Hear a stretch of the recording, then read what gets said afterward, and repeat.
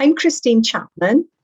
As part of the project Gwir Gofnod o Gyfnod, Setting the Record Straight, developed by Women's Archive Wales, I was very pleased to be encouraged to hand over my political papers to the National Library.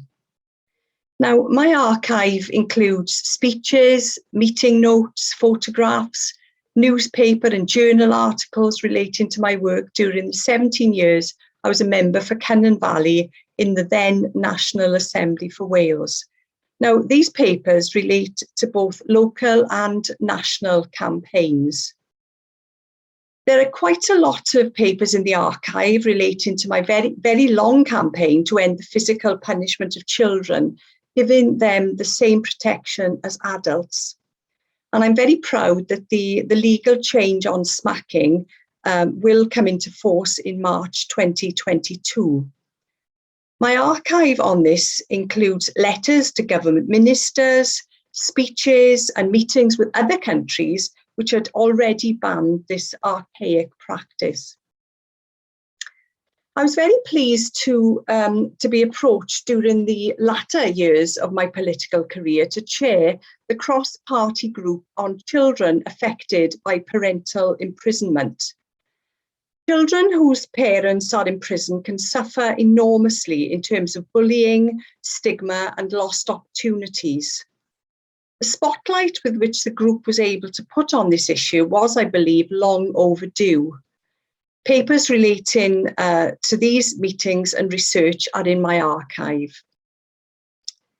Now, for quite a number of years as an Assembly member, I was involved in matters relating to Europe.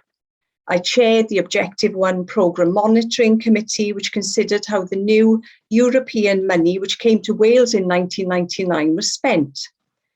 But towards the end of my political career, I was one of the representatives on the Committee of the Regions in Brussels, where I engaged with other members in devolved areas across Europe on a range of issues of mutual interest to us as small nations and regions.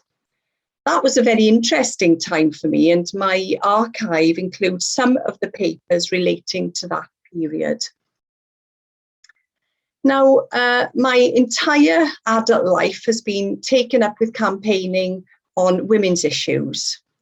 So it's not surprising that my archive is full of papers relating to that. These include the Domestic Abuse Conference I organised for my constituents in Cynon Valley, which proved to be a very engaging event locally. And in 2003, Wales was seen as a world leader in the number of women it had as members in the National Assembly. There was a lot of international interest.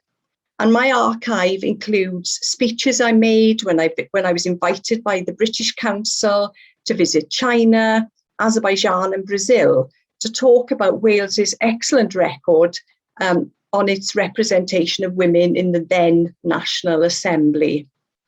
My archive also includes some academic papers I wrote on the subject of the impact of twinning in the Labour Party, which was used to ensure we had more women on the ballot paper in 1999.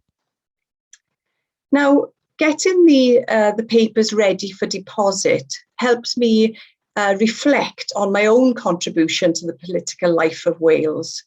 But I also hope that it will inspire future generations to become active in politics. And certainly in the context of recording women's history in Wales, I hope my archive is a small but very essential piece of the jigsaw.